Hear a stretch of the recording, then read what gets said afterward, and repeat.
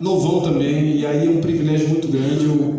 A gente esteve com ele, com o conselho da igreja, para conversar com ele, e a gente descobriu que ele aceita o desafio junto com a gente, de estar construindo isso, que é algo grande, algo que você pode dizer que é um pouco diferente. A gente se considera um pouco diferente, porque a gente quer, a base da nossa relação a base da nossa igreja é relacionamento, comunhão. E é a mais difícil e mais frutífera e mais maravilhosa maneira de viver, assim que a gente acredita, né? Então, pastor Lanes, deixa eu orar por ele. Abaixem a cabeça. Jesus, nós te agradecemos por esse privilégio, Senhor, de estar aqui hoje. Nós oramos para que a tua palavra seja frutífera e chegue ao nosso coração de maneira direta. Te pedimos que venha a falar com cada pessoa da maneira que o Senhor quer falar, amém. Em nome de Jesus, Senhor, nós cativamos o nosso pensamento, Senhor, no Espírito. Nós te pedimos que venha tomar a boca do teu servo para que nós possamos ouvir a tua voz. Em nome de Jesus. Amém. Você quer que a agência do reino do nosso Deus, sejam todos bem-vindos. E é um privilégio estarmos aqui para aprendermos com o Senhor. E o Senhor tem demonstrado amor por nós. Facilitando a nossa vida, permitindo que a gente chegue a este lugar e vivamos aqui esta comunhão maravilhosa, valorizando o que realmente importa na nossa existência. Muita gente valoriza o corpo, existe até um culto ao corpo hoje em dia, com tantas academias, mas nós sabemos que 2/3 da nossa existência merece um cuidado muito especial. Um é o corpo, temos que cuidar, mas os outros 2/3 é a nossa alma e o nosso espírito. E o Senhor tem cuidado de nós, dando as oportunidades para nós de aprendermos dessas coisas invisíveis, mas muito, muito importantes. Então eu gostaria que aqueles que estão aqui hoje conosco, visitando, ficasse à vontade. Você que está vindo pela segunda ou terceira vez também, aqui é a casa do Papai do Céu, do nosso Deus, do nosso Senhor. Ele nos ama e nós queremos compartilhar esse amor, por isso que nós nos reunimos aqui. Esse é o assunto da mensagem de hoje. Inclusive, Jefferson, as igrejas às vezes têm algumas confusões porque as pessoas são chamadas de irmãos.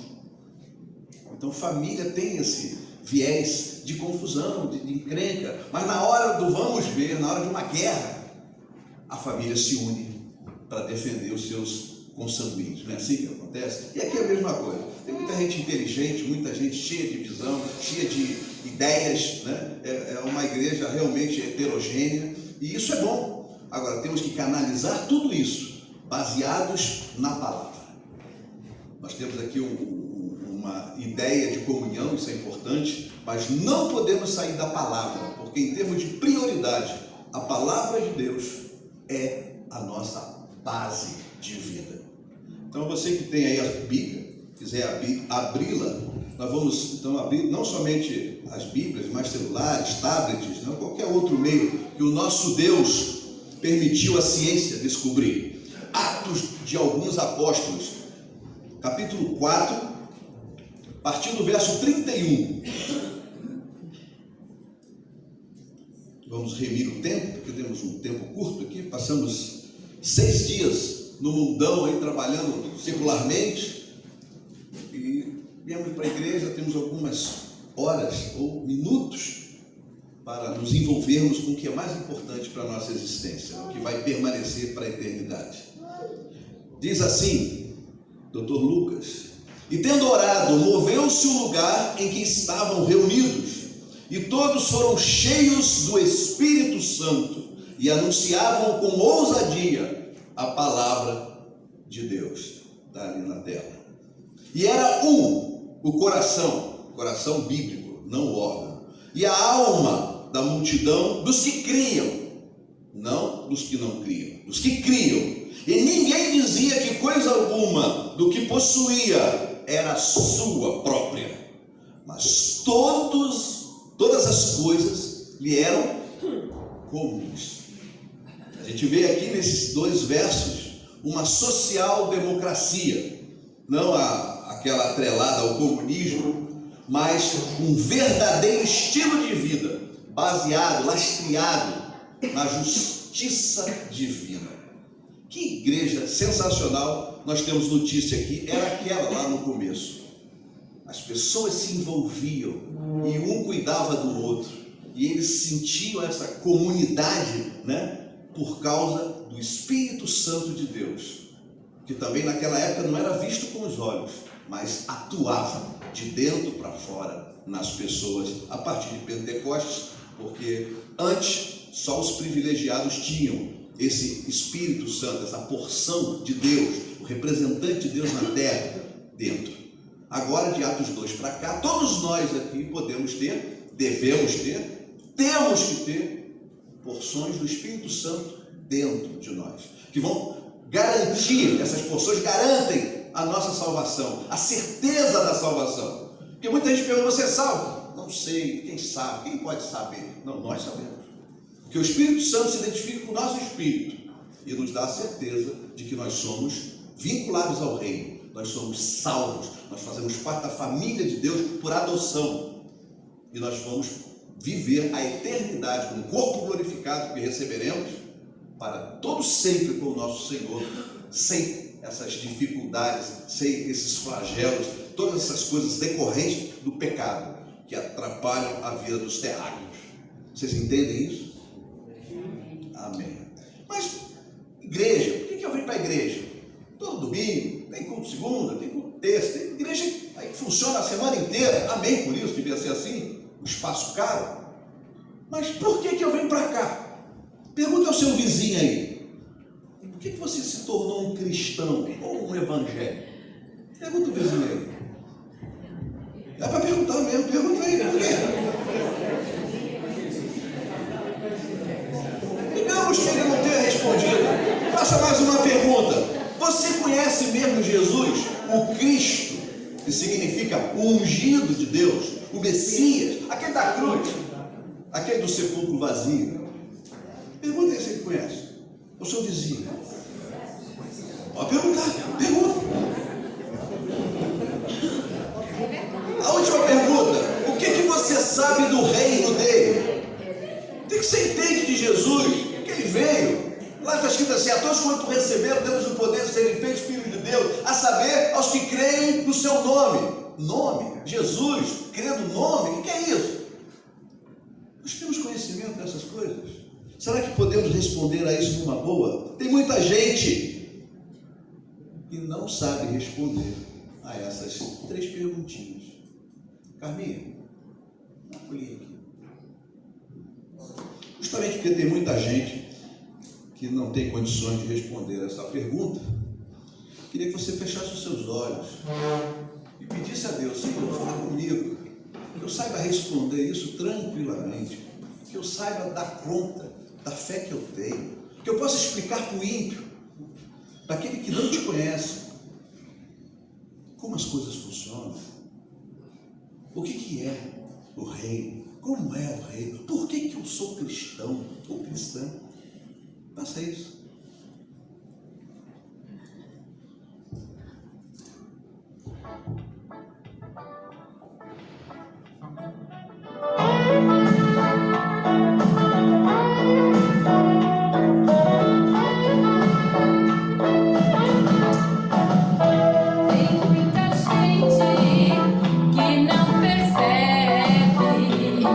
O quanto Deus tem a nos dar.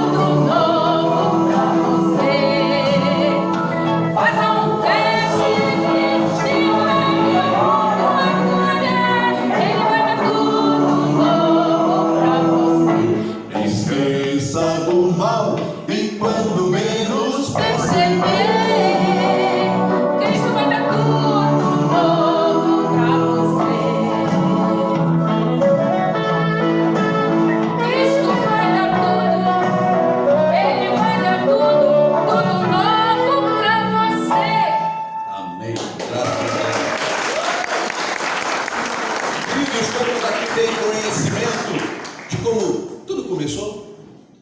Você precisa explicar por que você é crente, por que você é evangélico ou evangélica. E se você não tem o que dizer, porque veio para cá por uma situação adversa, a maioria vem para a igreja porque está com um problema. E normalmente estão com dois, né? O do português e o da vida. É verdade. Eu estou com um problema muito sério lá em casa. Meu filho está doente, perdi o emprego, eu estou com uma doença muito grave, estou desenganado, enfim, uma tragédia. E as pessoas vêm para cá por esse motivo. O fato gerador de estarem aqui, ou pelo menos terem chegado, normalmente é esse tipo de coisa.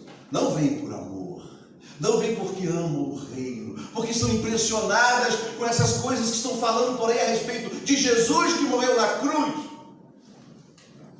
Depois acaba entrando no esquema, acaba aprendendo, acaba recebendo de Deus a graça, o conhecimento, participa e vai crescendo, né, nesse entendimento e vira uma outra pessoa, até nasce de novo, que é muito interessante, principalmente para quem já está com uma idade avançada. Nasci de novo, virei um bebê, virei uma menininha ainda no evangelho, um menininho, que legal. Todo mundo quer isso, né? Principalmente as mulheres. Você pode voltar no tempo e saber que a eternidade, né, é algo fantástico, maravilhoso. Que coisa boa. Mas, às vezes, nós não temos oportunidade de conhecer sobre isso. Então, eu queria dar um pouco de explicação bíblica, né, histórica, para que você tenha argumentos para você mesmo e para passar para alguém. Então, eu queria dizer que você precisa agora fechar seus olhos, tentar olhar para dentro e falar: Senhor, como é que é o céu, o teu reino? Como é que funcionam as coisas aí? Porque tem gente que acha que lá tudo é etéreo. Por causa de algumas informações kardecistas, dizem que lá tudo é energia, o pessoal lá é Gasparzinho. Será que é assim? João viu algo tremendamente concreto, ele sabia o que estava vendo, e o que ele sabia que era, ele registrava naquela visão que ele teve. Ele entrou, viu uma porta, viu um trono, e tudo que ele ia vendo, e ele sabia o que era, ele registrou. O que ele não sabia, ele fazia o quê?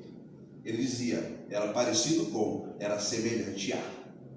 Ele não tinha conhecimento. É igual ao Antigo Testamento. Olhou para cima, está lá, é nuvem. Não pode dizer que é uma nave, né? Isso é coisa nossa agora no século XXI. Mas as coisas que você conhece, você sabe explicar. E João explicou o que ele sabia. Ele viu. Então, o reino dos céus é concreto. É um reino. Nós temos noção de reino. Aqui é governo presidencialista. Não temos muita ideia de como é a vida na Inglaterra, porque nós não temos esse costume, mas sabemos o que é, porque já estudamos, porque já vimos, temos acompanhado informações de lá, não é verdade? Então lá é um reino tem um rei, e esse rei é o nosso Deus, e ele tem súditos, mas ele também tem uma família, porque tem um filho, e o filho se chama Jesus, o Cristo nosso Senhor, que topou resolver a situação que aconteceu lá em cima, vindo à terra como homem. Nós conhecemos a história, ele se tornou Emanuel, Deus conosco. Então o Espírito estava lá naquele corpo maravilhoso de Jesus com Deus, com o Pai, sai e vem e entra no útero de uma mulher virgem, e através de uma inseminação artificial, nasce ali o homem Deus. É diferente de nós. Nós nunca seremos igual a Jesus. E Jesus, quem era o pai de Jesus? Deus, Criador de todas as coisas. Então, eu conheço meu pai, você conhece o seu, né? Ouviu falar dele, pelo menos, tem um pai em casa. Nós não somos filhos de Deus, biologicamente falando. Estamos num corpo contaminado. O corpo de Jesus não era contaminado. Por isso que ele nasceu de uma virgem. E aí chega a uma conclusão, digo eu, não o Senhor, que o pecado hereditário, o pecado adâmico, essa malignidade da iniquidade, da contaminação, ela entra no corpo das pessoas pelo espermatozoide. Alô? Não tem nada a ver com sexo. Quem inventou esse negócio foi Deus. Se você tem algum problema com sexo, vai reclamar com Deus. Ele que inventou isso. Agora, o problema está onde? Na contaminação que passa. E por isso Jesus nasceu desta concepção diferente, né? Através de uma inoculação ali de um outro tipo de espermatozoide. Entendendo isso, nós vamos compreendendo por que Jesus veio para a terra, porque esse lugar maravilhoso lá em cima, que é o reino dos céus, que é concreto, que é físico, Deus está num trono, sentado num trono. Existem mais 24 tronos da administração celestial, onde tem ali 24 o quê? Anciãos. Tem templo lá em cima. Eles têm aparência de pessoa antiga. Mas o que significa isso? Que eles têm inteligência muito grande. Se você tem 40, 50 anos, se acha alguém com uma boa experiência, que já viveu bastante, você imagina se tivesse 50 milhões de anos. Alô? No Antigo Testamento, os anciãos, ou anciões, os dois termos estão certos, eles cuidavam do povo, porque eles tinham o quê? Experiência. Essa é a função. Tivemos um testemunho aqui agora. As pessoas que têm vida têm que ajudar os que ainda não têm experiência. Para isso que servem os anciãos na igreja. Não é só para dar trabalho, o pessoal ficar, tem que carregar, tem que levar. Ele já passou por vários problemas que você ainda não passou. Ele está apto para lhe ajudar num problema que você tem e não sabe resolver e pensa que vai morrer. E quer morrer. Hoje estamos vendo suicídio de líderes evangélicos, porque, meu Deus, aconteceu comigo, eu vou morrer. Não vai não, você só vai morrer quando o Senhor autorizar. Se ele não autorizar, tu vai ficar aí pagando imposto, comendo sapo, ouvindo bobagem, o tempo todo. Só vai morrer quando Deus falar, agora, tira, pode tirar. Enquanto ele não falar, não tenha medo, porque o Senhor está cuidando de você. Então isso é muito importante, nós não podemos perder isso de vista. Vamos começar lendo aqui rapidamente, meu Deus, Ezequiel 28, verso 13 a 19, nos dá conta a respeito de um fato que eu chamo de bizu de Deus para os seres humanos. Deus tem interesse que você tenha conhecimento das coisas. Se você quiser acompanhar, eu não vou ler todo o texto, porque tem que adiantar aqui o horário, né? Porque senão vai ficar muito longo. Eu vou dar continuidade depois, numa outra oportunidade, que eu queria chegar em Gênesis e depois passar para Apocalipse, mas sem a gente falar essas coisas importantes, fica difícil, porque falta às vezes base para algumas pessoas que não são envolvidas na igreja, na eclesiologia, né? Não está estudando, não está participando efetivamente, porque tem até outras coisas para fazer, porque nem todo mundo foi chamado para ser pastor, né? Ou professor de teologia. Você foi chamado para servir na terra que Deus fez, para que ela continue o curso dela, como a gente chama secularmente também. Então no capítulo 28 de Ezequiel tem aqui uma dica. Você que gosta de dica, os universitários chamam de bizu, né? A partir do verso 13 fala a respeito de algo que aconteceu nesse céu que eu falei para você, nesse lugar tranquilo, nesse lugar maravilhoso, onde todo mundo fica experiente com o tempo, porque vive milhões e milhões e milhões de anos, kairos, onde 1000 anos nosso é um dia, e não tem morte, não tem doença. Então não tem problema nenhum você ter 500 milhões de anos se você não está gagá, né?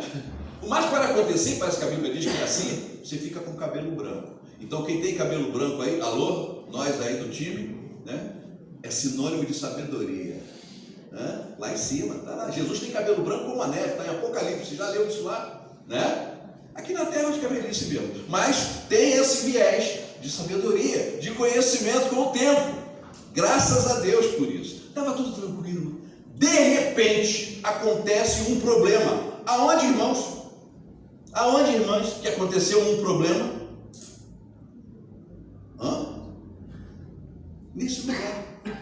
Nesse lugar chamado céu, nesse lugar onde habita o nosso Deus, os filhos dele, Jesus Cristo, os anciãos, os anjos, arcanjos, serafins, querubins. Foi lá em cima, irmão, não foi aqui não. Não foi lá no jardim do Éden.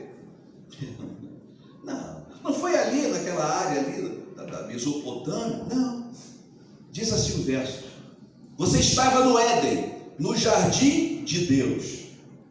Todas as pedras preciosas o enfeitavam, sarno, paro, vai falando um monte de coisa aqui. Ele estava onde? No Éden. Mas o jardim do Éden não é aqui?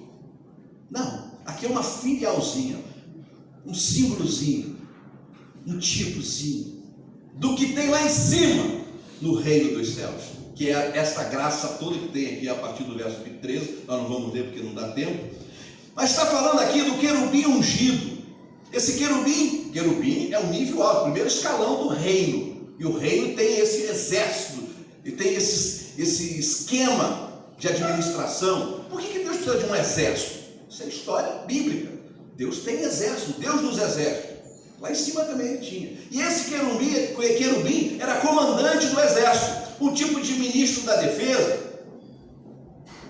um general 4 estrelas, um exército. Você foi ungido como um querubim guardião. Algumas versões falam diferente, né? O verso 14 que eu estou aqui. E continua o verso 14. Pois para isso eu o designei, diz o Senhor. Você estava no Monte Santo de Deus e caminhava entre as pedras fulgurantes. Você era inculpável em seus caminhos desde o dia em que foi criado. Estamos falando aqui de uma criatura. Ele não era Deus. Há uma diferença. Nós conhecemos apenas dois. É o Pai e o Filho. E Deus é o Pai, e é o Pai que é o Deus principal, vamos assim dizer, né? Para não cairmos aqui na confusão de alguns que dizem que não há mais de um Deus. Porque a Bíblia diz isso, há só um, que é o Pai. Mas o Filho de Deus é o quê? Jesus. E por ser Filho de Deus, da família, ele também é Deus. Isso é um assunto muito discutido em assuntos de teologia, mas Jesus é Deus. Então tem dois? Qual é o problema? Tem gente que defende a tricotomia católica e diz que são três: Pai, Filho e Espírito Santo. Mas quem é o Espírito Santo? O Espírito Santo é a representação dos dois na terra. Alô? Só registra isso e não se incomode com as dúvidas, tá? Então, quando nós vemos aqui dizer que ele estava lá, ele era inculpável, vivia ali naquele ambiente de alguém que foi criado por Deus, nós ficamos impressionados. Ele estava lá em cima, foi criado por Deus, era um general, estava ali dominando e controlando 1/3 dos anjos do Senhor. Mas diz o texto no finalzinho aqui, até que, tem que ter um até aqui, está tudo bem, casou, comprou casa, passou no concurso, teve filho, de repente, aconteceu uma coisa, não é assim? Estava trabalhando, estava tudo bem, de repente mudou o chefe, estava tudo tão bem, de repente teve um problema econômico no país, de repente a empresa quebrou, não acontece isso de vez em quando? De repente uma dorzinha aqui, isso faz parte, não só da nossa vida aqui, mas também lá em cima, por incrível que pareça. Até que de repente se achou o que? Diz no verso 15. Alô? Aconteceu o que lá? Até que se achou o que? Não. Alguma versão diz maldade, mas o termo certo é iniquidade, concupiscência, vulgo pecado. Mesma coisa, mesma conotação. Então nós temos aqui que entender. Estava tudo muito bem, até que de repente, sei lá de onde, ninguém sabe. Deus não explica, não sou eu que vou explicar aqui. Apareceu o quê? Cadê? Iniquidade. Gravem essa palavra iniquidade, porque ela foi a causa de tudo, inclusive nós estamos aqui hoje, na igreja, de sermos crentes. Iniquidade. Essa praga, esse vírus, eu fico me perguntando, por que o Senhor não fez um recall do Satanás, do diabo lá? Mas parece que a coisa é mais complexa, porque tem leis lá, existe uma constituição celestial. E quando isso aconteceu, entrou nesse querubim, e esse querubim que foi criado, que vivia numa boa, curtindo no jardim do Éden principal, na sede, ele começa a ter algumas tendências, começa a ter algumas modificações de procedimento, afetou a estrutura desse ser criado. E nós sabemos de quem estamos falando. O querubim virou Satanás, virou diabo. Por quê? Porque a iniquidade entrou nele de repente, do nada. Mas vamos concluir aqui para você entender o fim da meada. Por meio do seu amplo comércio, você encheu-se de violência e pecou. Aonde estava acontecendo isso, queridos e queridas? Verso 16 aqui, aonde? Lá em cima, não foi aqui embaixo. Por isso eu o lancei humilhado enviado para longe do monte de Deus, e o expulsei, ó querubim guardião.